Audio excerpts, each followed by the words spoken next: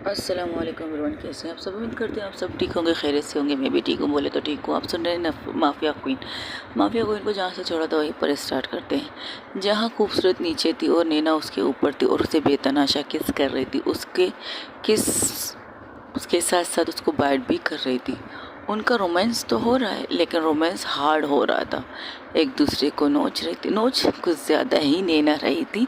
खूबसूरत बस हल्की फुल्की सी उसको नॉर्मल किस कर रही थी, क्योंकि उसे पता है कि वो अगर वाइल्ड होगी, वो नैना की तरह वाइल्ड मोहब्बत करेगी, तो नैना का जो ज़ख़म है उसके हाथों से कहीं ना कहीं उसे चोट न लग जाए दोबारा से।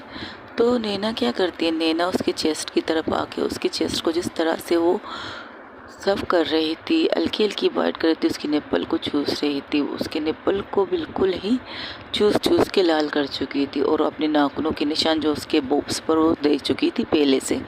वो बहुत ही पेशेंट उससे प्यार कर रही थी।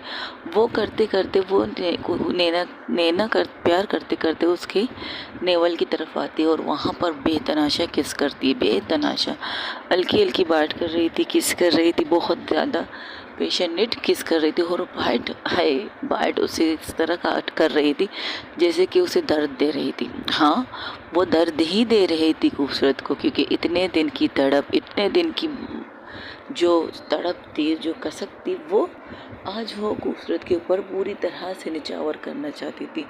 जब जब उनका रोमांस होता था तब तब उनका रोमांस डीप से डीप होता था, और डीप से डीप में वो अक्सर ही खूबसूरत को दर्द देती थी। खूबसूरत को जब ज़ख़म बढ़ जाते थे तो वो उसकी तरफ देखती और अपने दांतों को देखकर उसके चेहरे पर एक तीखी सी स्माइल आती, और उसके पेट पर ही अपना सर रख के थोड़ी देर तक वो अपनी सांसें थोड़ा नॉर्मल करने लगती। जब खूबसूरत अपनी आंखें बंद करके वो सारी चीज़ें फील कर रही थी, तो इसे ऐसा लगा कि नैना कुछ नहीं कर रही। तो अपनी आंखें खोलकर थोड़ा सा सर ऊपर करके देखती तो देखती कि नैना उसकी नेवल पर अपना सर रख के गहरी गहरी सांसें वहाँ छोड़ रही थी। और उसकी सांसों की जो जैसे तपिश थी, वो सारी तपिश खूबसूरत को पागल कर रही थी। और खूबसूरत कुछ नहीं करती, वो भी रिलैक्स होकर लेटती है और उसके बालों को प्यार से सहलाने लगती, जैसे कि काम डाउन, रिलैक्स रहो, मेरी हालत तो बुरी कर रही हो, खुद की हालत ख़राब मत करो। उसे अपने टच से वो ऐसी फील दे रही थी। उसकी दिल की धड़कन खुद भी तेज़ हो रही थी, जैसे कि अभी निकल के बाहर आ जाए। नैना का हाथ अब भी उसके चेस्ट के ऊपर था, और जहाँ पर उसकी दिल की धड़कन वो सुन सकती थी। जब नैना ये सुनती कि इसकी दिल की धड़कन कितनी फास्ट चल रही है, तो नैना क्या करती, अपना सर नहीं उठाती, उसी पर नेवल पर अपना सर रख के और अपने हाथ को जो उसने उसके बुक्स को प्रेस करने के लिए ये में रखा था, उसे हटा के उसके दिल की धड़कन के पास ले जाकर बड़े प्यार से और बड़े सॉफ्टली उसे टच कर रही थी। यानी कि उसके दिल की धड़कन को रब करके वो उसे रिलैक्स करा रही थी। तब जिस तरह से नैना की हरकत होती है, तो खूबसूरत उसके हाथ पर अपना हाथ रख के कहती है, ऐसा मत करो, मेरी दिल की धड़कन कम होने के बजाय और ज़्यादा बढ़ रही है। इस तरह से मेरे दिल को रब मत करो, वरना मेरा दिल तुम्हारे हाथ में आ जाएगा और फिर ढूंढती रहना कि कोई खूबसूरत बेंजी टाइप की लड़की तुम्हारी लाइफ में आई होगी। तो प्लीज़ इस तरह से टच मत करो। उसके हाथ पर अपना हाथ रखती है। तो नैना जब ये सुनती है तो अपना सर उठा के उसके टमी पर एक ज़ोर सी बाइट करती है, जिससे खूबसूरती आउच, क्या प्यार दे रही हो या दर्द, पता नहीं चल रहा। झाड़ू से मारना कम नहीं था कि अब दांतों से काट काट कर मेरी बॉडी पर निशान देना चाहती हूँ। वैसे बाय द वे, झाड़ू के निशान अब भी मेरी बॉडी पर पड़े, तुम्हें नहीं लगता है तुम्हें उन पर मलहम लगाना चाहिए था? उल्टा नई तरीके से तुम उसे ज़ख़म दे रही मेरी जान। हाँ भाई, दे सकती हो, दे सकती हो, तुम्हारे अलावा ज़ख़म मुझे कौन दे सकते हैं? तब नैना उसे और ज़्यादा ज़ोर से बाइट करती है, तो कहते आई, यानी खेल मुंह से जवाब देने, लफ्ज़ों से जवाब देने के बजाय एक्शन करके अपने जवाब दे रही हो। क्या बात है मेरी जान, ये मत भूलना कि मेरी बारी भी आएगी। क्या हो सकता है मैं तुम्हें इससे ज़्यादा दर्द दे सकूं? और फिर नैना सर उठा के उसकी तरफ देखती है। अच्छा, अपनी नशीली आंखों से उसकी तरफ देख कर कहती है, तो किसने रोका है? वो खुद से अपने ब्रा का हुक खोल के ब्रा को दूर फेंक देती है। इस हरकत से खूबसूरत और ज़्यादा नदहोश होकर उसे देखती हो, कहती हाय, कसम से कोई अगर मुझसे पूछे कि तुम्हें नैना में सबसे ज़्यादा पसंद क्या है, क्या? अच्छा, तो कोई तुमसे ये पूछेगा? बिल्कुल। अगर किसी ने पूछा बाय चांस कि मुझे मिस नैना टक्कर में सबसे ज़्यादा पसंद क्या है? अच्छा, जिस तरह तुम्हारी शैतानी आँखें ना मेरी जहाँ पर टिकी हुई, मैं समझ गई तुम्हें क्या पसंद है। हाँ, वो अपने दोनों हाथ ले जाकर उसके बूब्स पर रख देता है और उसे प्रेस करके कहता है, हाँ सही समझी तुम मेरी नज़रों को, मेरी नज़र की शैतानियत को बिल्कुल सही समझी मेरी जान। मुझे तुम्हारी ये चीज़ बहुत पसंद है। ये कहकर अपना हाथ ले जाकर उसके पीठ पर रखती है और उसे अपनी तरफ झुकाकर अब उसके थोड़ा उसे ऊपर करती है और उसके बूब्स को कुछ मुंह में लेकर चूसने लगती है। हल्की हल्की सी बाइट करती, हल्की हल्की थी, ज़्यादा ज़ोर से नहीं करती। अब सिचुएशन कुछ यूँ थी। नैना तो खूबसूरत तो लेटी हुई थी, लेकिन नैना थोड़ी सी ऊपर उसे उसको उसका चेस्ट खूबसूरत के मुंह पे था और बहुत प्यार से उसे चूस रही थी, उसे बैट कर रही थी, उसे सफ कर रही थी, उसको प्रेस कर रही थी। एक हाथ से उसके बूब्स को प्रेस कर रही थी तो दूसरे हाथ को ले जाकर उसके बूब्स को लेकर अपने पूरी तरह अपने मुंह में लेने की कोशिश कर रही थी, जिससे नैना की सिसकियाँ की आवाज़ उसे वो पागल कर रही थी। और इस पागलपंती में करते करते वो नैना की बूब्स को हल्की सी बाइट कर देती, ज़ोर से नहीं करती, हल्की सी बाइट करती। तब नैना क्या करती, उसके सर को पकड़ के और ज़्यादा पुश करती अपने बूब्स के ऊपर, उसे कहती है ज़ोर से करो। तब नैना की बात सुनकर वो भी उसके वैसे ही पेशेनेट प्यार करना स्टार्ट कर देती, जैसे पेशेनेट प्यार नैना कर रही थी खूबसूरत के ऊपर, वो वैसे ही उसे दर्द दे रही थी, लेकिन उसके दर्द में थोड़ी सी मिठास थी, ज़्यादा वाइल्ड नहीं थी। बहुत प्यार से कर रही थी उसे, बहुत पोलाइटली उसे प्यार कर रही थी और जिसे दर्द नहीं देना चाहती, लेकिन वो सामने वाले को दर्द चाहिए, तो वो उसकी बात सुनकर उसे थोड़ी थोड़ी सी बात करती। अब उसके हाथ जाकर उसके पीठ को सहलाने लगते, कभी उसकी पीठ को नाखूनों से खरोचते, कभी उसकी पीठ को बड़े प्यार से सहलाते। ऐसे करते करते अचानक से उसका हाथ, हाय, उसका हाथ सीधा नैना के पेट की तरफ जाता है और नैना के पेट पर जो ज़ख्म था उस पे उसका हाथ इतनी ज़ोर से पुश कर दबाती है उसे कि वो नैना की चीख बहुत ज़ोर से आती और पूरे कमरे में नैना की चीख गूंजती है। जैसे ही उसकी ये चीख सुनती, नैना खूबसूरत अपने मुंह को उसके बूब से हटा देती और उसकी तरफ देखती, जिस जहाँ पर नैना की आंखों से टप टप आंसू निकल रहे थे, और वो अपने हाथ की तरफ देखती जो उसके ज़ख़म पर लग चुका था। अब उसके ज़ख़म पर लगने से उसका एक नाखून उसके ज़ख़म को ज़्यादा ही ज़ख्मी कर चुका था, और जिस तरह से उसके हाथ से ब्लीडिंग, हाथ में ब्लीडिंग का निशान देकर वो डर जाती और खूबसूरत को कहती, खूबसूरत डर के मारे नैना को एक साइड में करती उसे लेटाती है। सॉरी। वो नैना को पकड़ के नीचे लेटाती है और खुद उठ जाती है और ये भी नहीं देखती कि उससे शर्ट नहीं पहना था। वो कहती नैना से, तुम ठीक हो? मैंने कहा था ना हम ये नहीं करेंगे, मैंने कहा था ना हम लोग आउट ऑफ कंट्रोल हो जाएंगे, मैंने कहा था ना तुम्हारे ज़ख्म मुझे इस चीज़ की इजाज़त नहीं, लेकिन तुम्हें तो शौक है ना, करना है करना है करना है। अब बुक तो तुम रो तो मत यार, मुझे तुम्हारी आंसू तकलीफ दे रही, प्लीज़ रोना बंद कर दो। देखो आई एम सॉरी, मैं कान पकड़ती हूँ, उठक बैठक करना चाहो उठक बैठक कर सकती हूँ, लेकिन प्लीज़ यार आई एम सॉरी, मैंने जानबूझ के नहीं किया, पता नहीं कैसे मैंने तुम्हारे ज़ख्म को प्रेस कर दिया। आई एम सॉरी इसमें तो खून निकल रहा है। मैं एक मिनट रुको। और ये कहकर यहाँ वहाँ देखने लगती। तब नैना क्या करती है, उसके हाथ को पकड़ती है, उसे अपनी तरफ करती है और उसके चेहरे को पकड़कर नीचे झुकाती है और अपने होंठ उसके होंठ पर रख देती। लेकिन इस बार खूबसूरत कोई भी रिस्क नहीं लेना चाहती थी। खूबसूरत जिस तरह से नैना लेटी थी उसके ऊपर आ जाती है और अपने दोनों हाथों के दबाव से वो पूरी तरह से खुद को अपने हाथों पर रख देती है कि वो नैना के ऊपर बिल्कुल नहीं आना चाहती। लेकिन नैना उसे बहुत प्यार से किस कर रही थी। इस बार उसके प्यार किस थोड़ा सा नॉर्मल था, वाइल्ड नहीं था, बहुत प्यार से, लेकिन खूबसूरत उसे किस बैक नहीं करती। नैना उसको खुद से दूर करने के लिए अपने सर को हिलाना चाहती थी, लेकिन नैना ने उसके सर को बहुत कस के पकड़ा था दोनों हाथों से, जिसकी वजह से वो अपने सर को तक हिला ना पाई। फिर वो क्या करती है, नैना बड़े प्यार से उसे किस करती, तब खूबसूरत की आंखें भी बंद हो जाती और वो रिटर्न नैना को किस करना स्टार्ट कर देती। तकरीबन 5-10 मिनट तक उनकी किस चलती है, जिस किस के बाद नैना अपनी किस को छोड़कर उसके फोरहेड के साथ अपने फोरहेड को मिलाती है और लंबी लंबी सांसें दोनों की चल रही थी। नैना अभी भी लेटी थी और खूबसूरत उसी वे में नैना के ऊपर थी, यानी कि उसके ऊपर पूरी तरह से नहीं थी, अपने हाथों के बलबूते पर थी, पूरी तरह से वो नैना के ऊपर नहीं थी, यानी कि उसकी बॉडी नैना की बॉडी को टच नहीं कर रही थी। खूबसूरत की इस अंदाज से नैना के चेहरे पर एक प्यारी सी स्माइल आती है और उसकी आंखों को खुद से अपने हाथों से साफ करके उसकी तरफ देखकर कहती है, इट्स ओके, आई नो, मुझे पता था ये होने वाला है, ये होगा, क्योंकि जिस तरह से हम प्यार करते हैं ना, मैं नहीं तुम करती हो, बहुत बदतमीज़ वाला प्यार करती हो तुम। हाँ मुझे पता है मैं बदतमीज़ वाला प्यार करती हूँ, लेकिन जब जब तुम्हारे पास होती हूँ ना तो मुझे अच्छा लगता है और तुमसे ऐसे ही प्यार करने के लिए मेरा दिल कहता है, तो मैं खुद को रोक नहीं पाती, इसलिए ऐसा प्यार हो जाता है हमारा।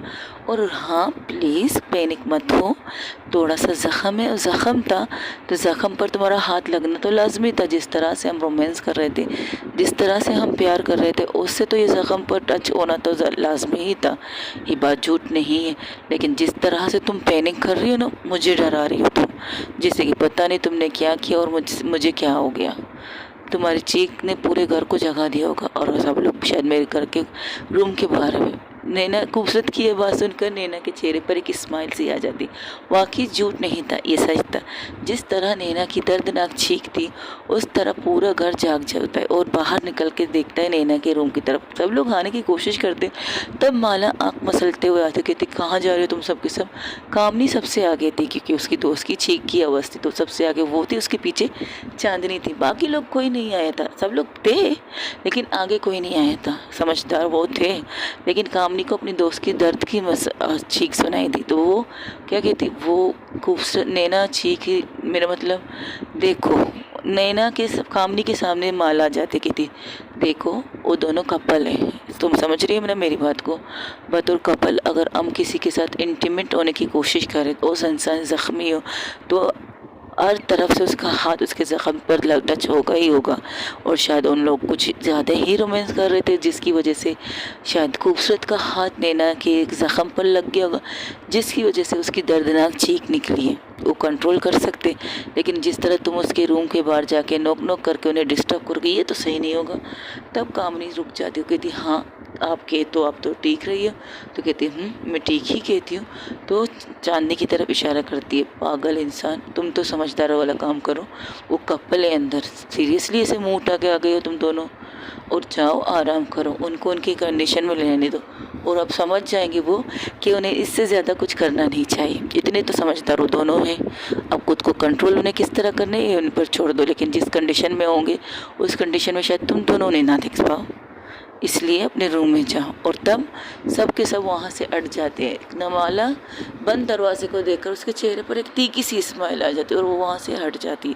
अंदर से खूबसूरत कह रही थी नैना से, रुको मैं ड्रेसिंग करती हूँ तुम्हारी फिर से। अब खबरदार, तुमने उस वे में मुझे छूने की कोशिश की।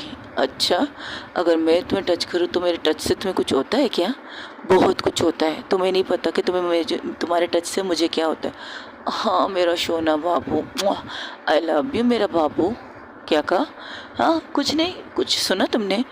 पता नहीं कब सुनेंगे हम दोनों एक दूसरे के मुँह से ये चीज़, पता नहीं, शायद कभी कभार सुनने को मिल जाए। नैना खूबसूरत की तरफ आंख मार के कहती है, तो कहती है जस्ट शट अप, अपनी हरकतें बंद करो, मुझे रिलैक्स करने के लिए ऐसी हरकतें करने की ज़रूरत नहीं, मैं पैनिक नहीं कर रही। हाँ जिस तरह तुम उस वक्त पैनिक कर रही थी, तुमने मुझे डरा दिया।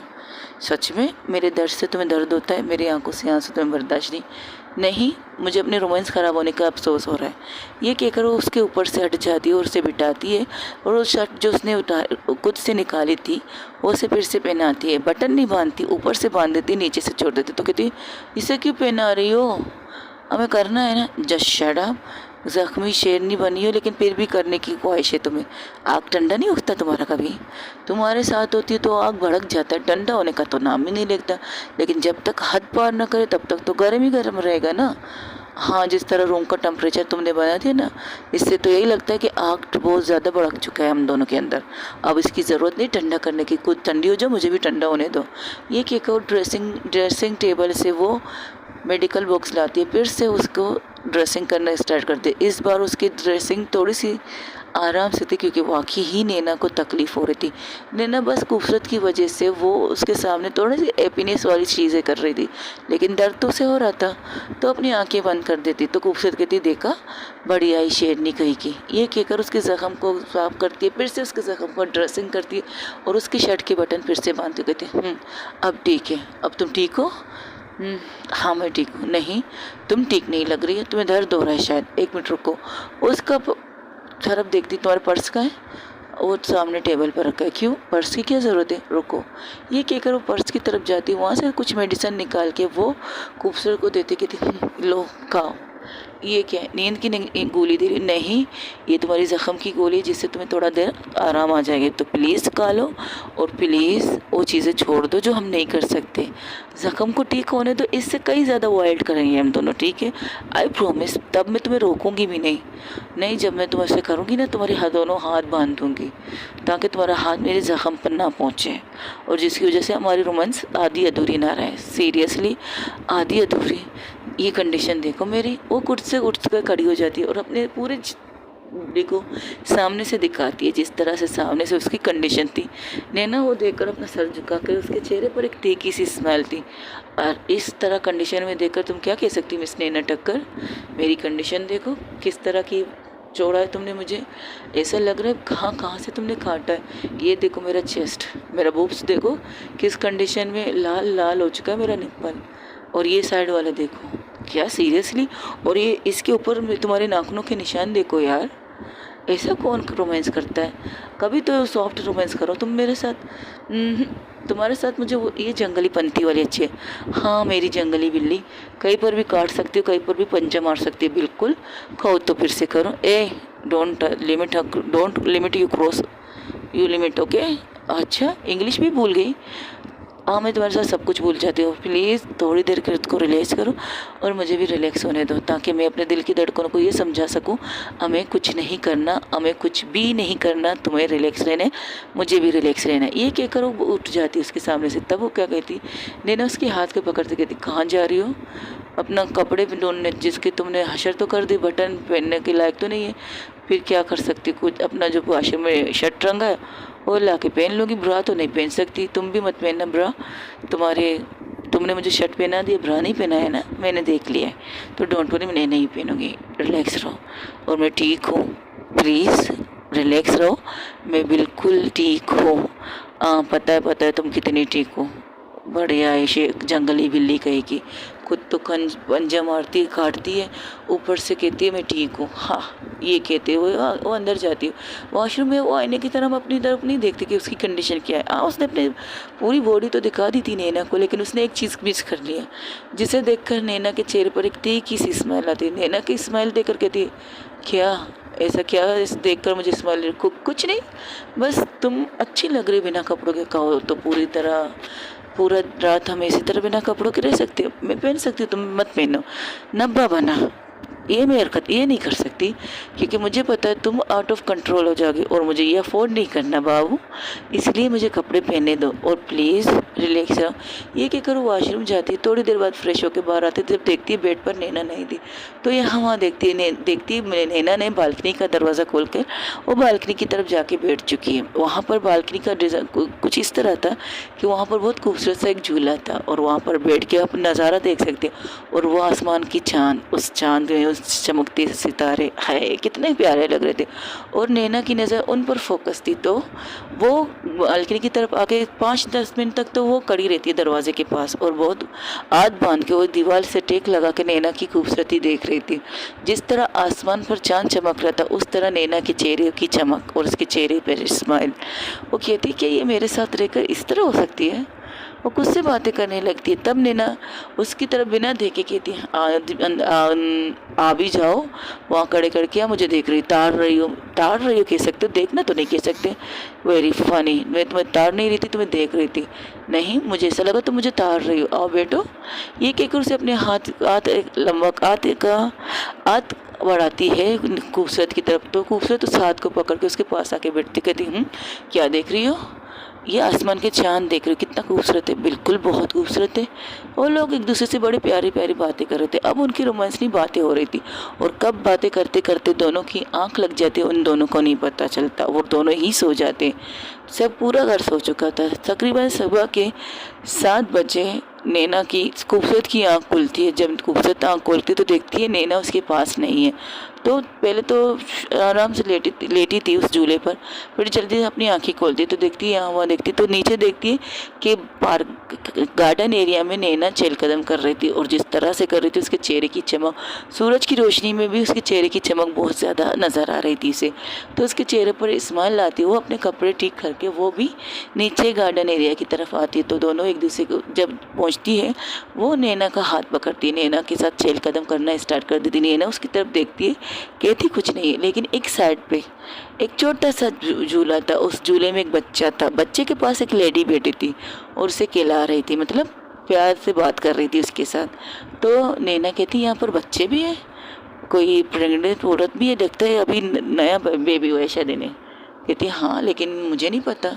तो नैना खूबसूरत क्या करती, वो नैना का हाथ पकड़ के आगे जाने ही वाली थी। तो नैना कहती मुझे नहीं जाना, मुझे यही रुकना है, तुम जाके देखो कौन है। तो वो कदम आगे बढ़ा रही थी खूबसूरत, और जैसे जैसे कदम आगे बढ़ाई थी खूबसूरत की दिल की धड़कन थोड़ी सी तेज़ होती जा रही थी। जब जब वो कदम बढ़ा रही थी उसकी धड़कन तेज़ हो रही थी। वो अपने दिल पर हाथ रख के कहती क्या बात है, क्या मैं इन लोगों को जानती हूँ जो मेरी दिल की धड़कन तेज़ हो। जैसे जैसे आगे बढ़ती तब वो लेडी पलट के उसकी तरफ देखती और नैना खूबसूरत की कदम वही रुक जाते हैं। खूबसूरत हैरान से उस इंसान को देखती है जिसके चेहरे पर बच्चे के टाइम पर बहुत प्यार था, अब उसके चेहरे पर बहुत ज़्यादा गुस्सा था। और नैना खूबसूरत के मुंह से सिर्फ इतना निकलता है, मम्मा आप यहाँ। तो उसकी मम्मा, हाँ वो खूबसूरत की मम्मा थी, वो उसे बहुत गौर से देख रही थी। तो उसके मुंह से निकलता है दूर रहो मुझसे और मेरे बच्चे से। तो कहती मम्मा ये क्या कह रही है, आप मेरी मम्मा है। और हाँ बेबी हो गया, बेबी है, बाबा है। वो उसकी तरफ कदम बढ़ाने लगती है, तब उस झूले से उसकी मम्मा उस बच्ची को निकाल कर अपनी सीने से चिमका देती है, जैसे कि उससे छुपा रही थी उससे। तो कहती है मम्मा ये आप क्या कर रही है, ये मुझे देखने दीजिए ना प्लीज़ मम्मा, देखने दो। तुम शायद अपने वादे अपना सब कुछ भूल चुकी हो, किसके लिए, अपनी मोहब्बत के लिए। प्यार हो गया है ना तुम्हें इस लड़की से, तो तुम्हें सब कुछ याद, कुछ भी याद नहीं, तुम्हें कुछ भी याद नहीं कि किस तरह से हमें मारा गया, तुम्हें ये भी याद नहीं किस तरह से तड़प तड़प के मैं मरी थी। तुम सब कुछ भूल चुकी। नहीं मम्मा, मैं कुछ नहीं भूली हूँ, मुझे सब कुछ याद है। प्लीज़ मम्मा अपने पास आने तो दीजिए, मुझे आपको हक करने तो दीजिए। ये हक तुम खो चुकी हो, तुम मुझे गले भी नहीं लगा सकती, मेरे साथ बात भी नहीं कर सकती। नहीं मम्मा मेरी गलती तो बता दीजिए। गलती, तुम सब कुछ भूल चुकी हो इस लड़की के चक्कर में। और उसकी तरफ उंगली के इशारा करती है नैना की तरफ। नैना वही दूर खड़ी हुई सब देख रही थी, बस खामोशी से देख रही थी और कुछ कर नहीं रही थी। तब खूबसूरत की नज़र नैना की तरफ जाते हुए फिर अपनी मम्मा की तरफ देखे, बिल्कुल नहीं मम्मा, आई प्रॉमिस, मैंने वादा किया मैं अपने दुश्मनों को नहीं छोड़ूंगी। नहीं, तुम छोड़ चुकी है सब कुछ, तुम अपने प्यार अपने चीज़ों में इस कदर उलझ चुकी हो, तुम्हें पता नहीं तुम्हें क्या करना चाहिए नैना, तुम्हें नहीं पता तुम्हें क्या करना चाहिए वंशिका राजपूत। तुम सब कुछ भूल चुकी हो सिर्फ एक लड़की के चक्कर में। नहीं मम्मा मैं कुछ नहीं भूली, आई प्रॉमिस मैं उन सबको ढूंढ के मार दूंगी। मैं 2 इंसानों को ढूंढ चुकी, बाकी तीनों को भी मैं ढूंढने इसकी ज़रूरत नहीं।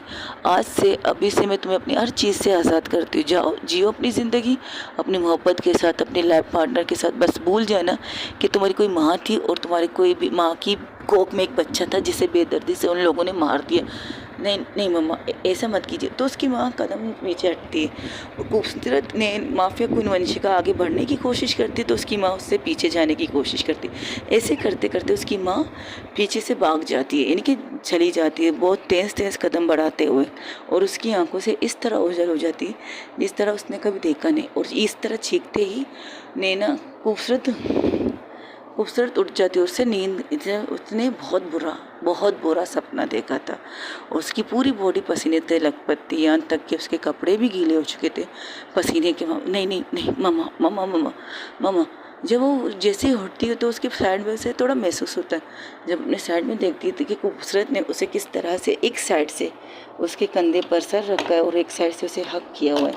तो वो उठने की कोशिश करती है थोड़ी देर के लिए, फिर कुछ सोच के रुक जाती है और बड़े आराम से नैना को अपने से थोड़ा दूर करती है और उसे उठा के बेडरूम में लाती है, उसे बेड पर लिटा देती है। बेड पे लिटाने के बाद वो रूम से बाहर चली जाती है थोड़ी देर के लिए। उसे पूरी तरह से पहले नैना को बेड पे लिटाती है, आराम से उस पर चादर वगैरह ओढ़ती है और उस रूम से निकल जाती है। इस वक्त सुबह के तकरीबन 6 बज चुके थे। थोड़ी थोड़ी रोशनी थी आसमान की, लेकिन 6 बज चुके थे। उसने बालकनी वगैरह सब कुछ बंद कर दिया था, एवरीथिंग परफेक्ट करके वो निकली थी। वो निकल कर सीधा वो अपने रूम यानी कि वंशिका के रूम की तरफ बढ़ती है और अपने रूम में जाकर दरवाजे को बंद करती है। उसके पीछे माला थी। माला ने देख लिया था। माला की एक आदत थी, वो जल्दी उठ जाती थी, उसकी रूटीन बनी थी, वो जिम के कपड़ों में थी। जब उसे देखा कि खूबसूरत की कंडीशन, वो डर गई। खूबसूरत को फर्स्ट टाइम उसने इस कंडीशन में देखा था, तो वो उसके पीछे जाती, उसके रूम को नॉक करती, लेकिन वो रूम नहीं खोलती। खूबसूरत रूम को नहीं खोलती, वो अंदर से उसकी आवाज़ आ रही थी। तो वो क्या करती है, उसके पास एक्स्ट्रा की होती है अक्सर, तो वो फिर अपने रूम की तरफ जाती है। अपने रूम से वो वंशिका के रूम की लेकर निकल आती है और जैसे आती है उस की से उस दरवाजे को खोलती है। माला जैसे ही दरवाज़ा खोलकर अंदर आती है और लेकिन जब देखती है चारों तरफ, उसे वंशिका कहीं नज़र नहीं आती। लेकिन बेड के साइड पर उसने देखा वंशिका की कंडीशन, वो डर जाती है। वो अंदर आती है, दरवाजे को लॉक करती है और दरवाजे के साइड पे एक बटन था, उसे ऑन करती है और सीधा आती है वंशिका के पास। वंशिका को हिलाती, जब वंशिका अपना सर ऊपर करती है तो उसकी तरफ देखकर वो डर जाती है। ये वो कंडीशन थी जब फर्स्ट टाइम उसने नैना को माफिया वंशिका को खूबसूरत को देखा था, कि वो जब उसके पता चला उसकी मोम इस दुनिया में नहीं थी, तब वो इसी तरह से बिलक बिलक पर रो रही थी, बिलक के उसी तरह से इसी कोने में बैठ के इसी तरह रो रही थी अपने रूम के अंदर। तब माला कहती कि क्या हुआ, तू इस तरह रो क्यों रही है? नीना तो ठीक है ना? नाम मतलब इसका मम्मा मुझसे नाराज़ है यार। मम्मा मुझसे बात नहीं कर रही थी। मम्मा बेबी तक को देखने नहीं दे रही थी, ये तक नहीं बता रही थी बेबी क्या है। मम्मा ने मुझे अपने पास आने ही नहीं दिया, उनको देखने, उन्हें टच करने नहीं दिया। मम्मा मुझसे बहुत नाराज़ है। तो क्या कह रही है, तेरा दिमाग सही है? मम्मा आंटी तुमसे क्यों नाराज़ होगी? वो तो सबसे ज़्यादा तुमसे नहीं, मम्मा ने मुझसे दूर चली गई, मम्मा मुझसे नाराज़ होकर दूर चली गई। वो कह रही थी कि मैं जी लूँ अपनी ज़िंदगी, भूल जाऊँ सब कुछ। मैं कैसे भूल जाऊँ, मेरी ज़िंदगी ही तो बची थी इस चीज़ के लिए ना, कि मैं मम्मा के कातिल को ढूंढूँ, पापा के कातिल को तो नहीं ढूंढूंगी ना। मम्मा के लिए अपनी भाई या बहन के लिए उनके कातिल को ढूंढ लूँ। मम्मा नाराज़ होकर कैसे जा सकती है यार? मैं मम्मा से बेतहाशा प्यार करती हूँ। मैंने तो नहीं कहा था मम्मा को मुझसे दूर रहने के लिए। मुझे नहीं पता था पापा क्या काम करते थे, पापा के दुश्मनों ने हमें क्यों मारा था, नहीं पता था ना। अब पता चले। मैं ढूंढ रही हूँ ना उन्हें, तुम तो जानती हो ना मैं किस तरह ढूंढ रही हूँ उन्हें। एक टाइम भी मैं सुकून से नहीं बैठी, एक टाइम पे मैं सुकून से नहीं सोई हूँ। लेकिन नैना जब से लाइफ में आई है ना, मुझे खुद नहीं पता मैं क्या से क्या बन रही हूँ। मैं नहीं भूली हूँ, नैना के साथ रहकर भी नहीं भूली हूँ कि मुझे क्या करना चाहिए क्या नहीं करना चाहिए। तो मम्मा ने कैसे कह दिया, मैं सब कुछ भूल चुकी हूँ। अगर मम्मा चाहती है तो ठीक है, आज के बाद मैं नैना के पास नहीं जाऊँगी, मैं बिल्कुल उसके साथ नहीं रहूँगी। मैं अपने मिशन पर फोकस करूँगी, जो फोकस मेरा है। लेकिन मम्मा से कहो ना मुझसे बात करे, वो मुझसे नाराज़ होके तो ना जाए, वो इस तरह तो मुझसे नाराज़ होके ना जाए। बेबी को भी देखने नहीं दिया, बेबी को छूने तक नहीं दिया मम्मा ने यार। मैं उनके पास जा रही थी तो उन्होंने 2 कदम पीछे लगाया, मैं फिर उनके पास जा रही थी, उन्होंने 3 कदम पीछे हट गई मुझसे यार। जिस तरह से मैं उनके आगे जा रही थी वो पीछे जा रही थी, मुझसे दूर हो गई। फिर एक अचानक मेरी नज़र से ओझल हो गई बच्चे के साथ, और वो पालना जो वहाँ पड़ा था वो भी गायब हो गया। और मैं जब उठी तो खुद को खूबसूरत को अपने ऊपर देखा, अपने भाव में देखा, नैना को अपने भाव में देखा। मैं क्या करूँ? मुझे कुछ समझ में नहीं आ रहा। मैं मामा से बेतहाशा प्यार करती हूँ, उनसे के अलावा मैं किसी से प्यार नहीं करती। खूबसूरत से मेरा क्या, नैना से मेरा क्या रिश्ता है मुझे नहीं पता, बट मम्मा के बगैर मैं अधूरी हूँ। मैं मम्मा के कातिलों को ढूंढूंगी। ये कहकर उठती है और वॉशरूम जाती है। वॉशरूम जाके वो शावर ऑन करती है, कपड़े भी नहीं निकालती, कपड़ों के साथ ही वो शावर के नीचे खड़ी हो जाती। माला उसके पीछे थी। माला उसे रोकने की कोशिश कर रही थी, लेकिन माला को वही उंगली से इशारा करके कहती, तू तू बाहर जा, अगर रुकना है तो खामोशी से रुक। 1 घंटे तक, तकरीबन 6 बजे वो शावर के नीचे गई थी। अब 7 बज चुके थे। 1 घंटे तक वो शावर के नीचे थी। आखिर में माला की बर्दाश्त खत्म होती तो माला शावर बंद करती, कहती बस हो गया, अब फ्रेश होके बाहर निकल। ये कहकर वो बाहर निकलती और कहती है 5 मिनट के अंदर अगर बाहर ना निकली ना तो देख, मैं चिल्ला के उस लड़की को यहाँ बुला लूँगी, फिर बता लेना कि तुम इस कमरे में क्या कर रही हो। जिससे वो खामोश हो जाती है और शावर के नीचे से हटती है और साइड में चली जाती है और फ्रेश होने के लिए।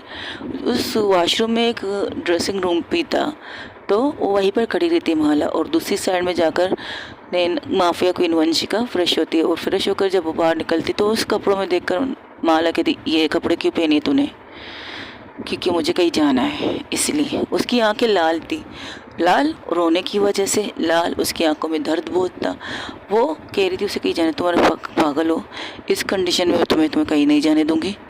नहीं, मुझे मत रोकना, अगर यहाँ रही ना तो कुछ ना कुछ कर दूंगी, इसलिए मुझे जाने दे और मुझे मेरा काम करने दे जो मैं अधूरे छोड़ रही हूँ। शायद हाँ, मम्मा ठीक कह रही है, जब से नैना मेरी लाइफ में आई तब से मैं अपने काम अधूरे छोड़ रही हूँ, और अब मुझे वो काम अधूरे नहीं छोड़ने चाहिए।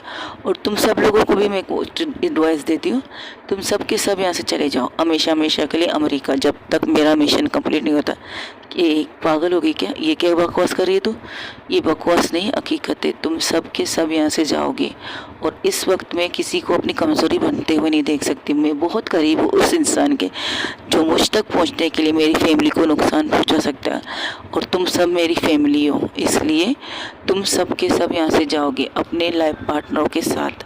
बहुत साथ दिया तुम लोगों ने मेरा, इसके लिए थैंक यू सो मच। इसके अलावा मैं तुम लोगों को और ज़्यादा तकलीफ़ें नहीं देख सकती।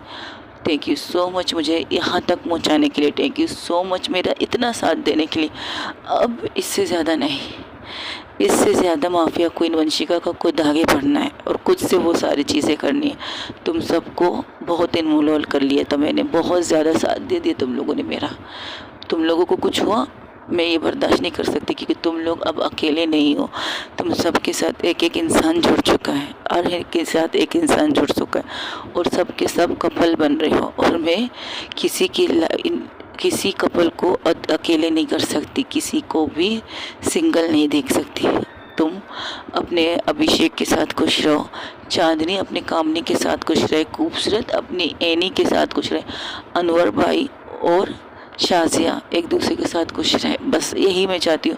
तुम लोग जहाँ भी रहोगे मेरी दुआएं हमेशा तुम्हारे साथ रहेगी, मेरा सपोर्ट हमेशा तुम्हारे साथ रहेगा। लेकिन अब मुझे अपने दुश्मनों के सामने खुद निकलना है, और अब इस दफ़ा ऐसे निकलूँगी ना कि याद रखेंगे कि माफिया क्वीन वंशिका उन तक कैसे पहुँची है। तुम सब लोगों ने जितना भी मेरा साथ दिया उसके लिए थैंक यू सो मच। हाथ जोड़ के कहती हूँ, ये तो पागल हो गई है, इस तरह तो हम तुम्हें अकेले नहीं छोड़ सकते। तुम लोगों को जाना होगा, अब तुम लोगों को यहाँ से जाना चाहिए। ये कहकर वंशिका वहाँ से निकलती है, अपने गाड़ी में बाइक जो उसके नीचे पार्किंग एरिया में था उस पर बैठती है, अपने नमाक्स लगाकर वो वहाँ से निकल जाती है। जब ये सब चीज़ें माला दूर से देख रही थी तो माला की आंखों से 2 कतरे आंसू निकलते हैं, और अभिषेक उसके कंधे पर आते, ए स्वीटहार्ट इतनी सुबह सुबह यहाँ के। जब वो माला की तरफ देखते तो कहते, ए रो क्यों रही बच्चा, क्या हुआ? मैंने तो तुम्हें कुछ किया नहीं है जिससे तुम रोने लगो। तब वो उसके गले लगकर बहुत ज़ोर ज़ोर से रोने लगती है, बहुत ज़्यादा ज़ोर से, जिसकी आवाज़ सुनकर वहाँ पर मिसेस शेट्टी प्लस एवरीथिंग सब लोग आ जाते, सिवाय 2 इंसानों के। 2 इंसान, नैना टक्कर और दूसरी थी कामनी, क्योंकि नैना टक्कर को गोली खिलाते वक्त उसे एक छोटी सी नींद की गोली का टुकड़ा दे चुकी थी खूबसूरत, और इसके बाद कामनी उसे भी से चांदनी ने एक नींद की गोली खिलाई थी कि उसे पता था कुछ होने वाला है इस घर के अंदर आज के दिन। तो वो दोनों अपने बिस्तर पर सो रहे थे। तब माला की तरफ आके कहती, दीदी आप इस तरह रो क्यों रही, कि क्या हुआ? माला सारी बातों से बता देती है, एवरीथिंग जो वहाँ खड़े सब लोगों को शॉक करने के लिए बहुत ज़्यादा शौक था, शॉकिंग बात थी। तब वो कामनी ना तब चांदनी कहती ये क्या बात हुई, और ऐसे कैसे हम इस चीज़ से अलग कर सकती होती, कौन है इस चीज़ से अलग करने के लिए। हम तब से उसके साथ थे, जब बचपन से हम उसके साथ थे। वो काली उसकी माँ नहीं थी, हम सबकी भी माँ थी, हमारी आंटी थी। वो हमारे सामने हमारी भी फैमिली के साथ कुछ हुआ था, तब तो वो हमारे साथ थी ना, हमारी फैमिली के साथ होती ना हमारे साथ। ऐसे कैसे हम उसको छोड़ सकते, उसके कहने पर भी हम उसे नहीं छोड़ सकते। वो बता के गई, वो कहाँ गई, कुछ नहीं बता के गई। और मुझे उसकी कंडीशन ठीक नहीं लग रही है, जिस तरह से वो बात कर रही थी कि आंटी उससे बिना बात किए उससे दूर चली गई और बच्चे तक को उसे नहीं दिखाया। उस चीज़ से उसे तकलीफ़ हो रही है, उसे दर्द हो रहा है और इस चीज़ को बर्दाश्त नहीं कर पा रही कि उसकी माँ उससे नाराज़ है। यार उसकी भी तो लाइफ है, हाँ एक वादे से बंधी है, उसे अपने मॉम डैड के कातिलों को ढूंढना है, लेकिन उसकी भी लाइफ है, उसे भी कोई अच्छा लग सकता है, उसके साथ भी कोई हो सकता है। क्यों वो खुद को ये चीज़ नहीं बता पा रही, क्यों वो नहीं कह रही कि उसे हाँ नैना से प्यार है। जिस लफ्ज़ को आई लव यू कहते ना, वो नहीं कहना चाहती, इस तरह से तो नहीं। अब वो चाहती कि हम सब लोग यहाँ से जाए, सब के सब उसे अकेला छोड़ते। पागल है क्या, इतने वक्त तक हम उसके साथ थे, हम ऐसे ही कैसे छोड़ के जा सकते। कपल भी तो हम उसी की वजह से बने थे, हम लोग एक दूसरे से मिले, एक दूसरे से प्यार हुआ, उसी ने तो हमें पुश किया था ना कि हमें एक दूसरे से अगर प्यार है तो बताओ। उसके कहने पर तो हमने बताया, और अब ये क्या कैसे कह सकती कि उसकी कमज़ोरी हम सब बन रहे, नहीं, हम उसकी कमज़ोरी नहीं उसकी ताकत बन के दिखाएंगे। ये बात हम उसको साबित कर देंगे कि हम उसके सच्चे दोस्त थे। वही दूसरी तरफ माफिया क्वीन वंशिका वहाँ से निकल जाती, सीधा निकलती है और डॉक्टर मेहरा के हॉस्पिटल पहुँचती है। वहाँ पर साइड में जाकर अपनी बाइक को रोकती है और अपनी नज़रों से उस हॉस्पिटल को देख रही थी ऊपर से नीचे तक, और वहीं पर खड़ी रहती। कुछ सोचकर वो अंदर जाती है पीछे के रास्ते से, यानी कि पाइप वगैरह के ज़रिए वो जाती है सीधा मिस्टर नैतिक डॉक्टर नैतिक के रूम तक पहुंच जाती है। जैसे पहुंचती है उसके रूम की खिड़की को वो आराम से खोलने की कोशिश करती है, लेकिन उसे खुल नहीं रहा था। तो वह एक मैसेज करती है, जब इस मैसेज को एक बंदे को मिलता है वो अंदर आ जाता है। डॉक्टर मेरा के रूम को साफ करने के बहाने वो इंसान अंदर आता है और दरवाज़े के पास जाके दरवाज़ा बंद करके और खिड़की खोलता है, और खिड़की से माफिया क्वीन वंशिका अंदर आती है। उस इंसान से कहती है कुछ पता चला यहाँ पर क्या काम हो रहा है। सब कुछ तो लीगल तरीके से हो रहा है बॉस, ऐसा कोई चीज़ नज़र नहीं है जिस हमारे नज़रों में कटके। तो यानी कि कोई इस हॉस्पिटल को इस्तेमाल नहीं कर रहा, बिल्कुल नहीं, एवरीथिंग इज़ परफेक्ट, कुछ भी अनलीगल वाला काम यहाँ नहीं हो रहा है। ठीक है, कुछ और भी पता चले मुझे बता देना, मैं यहाँ से जाती हूँ। ये कहकर वो वापस निकल जाती है, फिर से अपनी बाइक लेती है। अब इस बार वो क्या करती है, डॉक्टर नैतिक के घर की तरफ मोड़ लेती है और रास्ते में ही सोच रही थी अब मैं किसी को नहीं छोड़ूंगी, किसी को भी नहीं, चाहे इसके लिए मुझे कुछ भी छोड़ना पड़े, चाहे इसके लिए मुझे नैना को भी छोड़ना पड़े, मैं छोड़ दूंगी। नैना नहीं, मम्मा मेरे लिए इम्पोर्टेंट है और मेरी ज़िंदगी का सबसे बड़ा मकसद मेरी मॉम है और उनके बगैर मैं नहीं रह सकती। उनके बाद के बना उनके से वो मुझसे नाराज़ होकर चली गई। वो माँ जो मुझसे हंस हंस के बातें करती थी, वो माँ जो मुझसे इतने प्यार से बात करती थी, उनकी हंसी की गूंज, उसकी बातों की आवाज़ अब भी मेरे कानों पे। लेकिन आज मम्मा ने इतनी चीज़ें कड़वी कही है जिससे मेरे दिल में दर्द उठ रहा है, मेरे दिल कर रहा है चीख चीख के रो लूँ, चीख चीख के इतना चीखूँ कि किसी को आसपास पता ना चले कि कौन रो रहा है कौन चीख रहा है। वो नैतिक के घर की तरफ रोने के बजाय एक साइड पे निकल जाती है, एक ऐसे सुनसान रास्ते को लेती है और जंगल का एरिया था, जंगल बिल्कुल जंगल था, वहाँ सामने बाइक रुकती है और अंदर चली जाती है। अंदर जाते जाते वो एक झील की तरफ रुकती है, बहुत खूबसूरत झील था, और वहाँ जाकर इतनी ज़ोर से चीखना स्टार्ट करती है, इतनी ज़ोर से रोती है, इतनी ज़ोर से चीख चीख कर वो ज़मीन पर बैठ जाती है। सिर्फ इतना कहती है, मैं आपसे बेतहाशा प्यार करती हूँ मम्मा, मैंने कोई गलत काम नहीं किया, मैं आपके खूनियों को नहीं माफ़ कर सकती, चुन के उनको मारूंगी, बेदर्दी से मारूंगी, इनकी ऐसी मौत दूंगी तो मौत भी कांप जाए कि मैं उन्हें कैसी मौत दी है मैंने। प्लीज़ मम्मा मुझसे बात करो, मुझसे नाराज़ मत रहो, मैंने कोई गलत काम नहीं किया है mama, I love you so much mama, I love you so much, मैं कुछ नहीं भूली हूँ, कुछ भी नहीं भूली है, प्लीज़ मम्मा।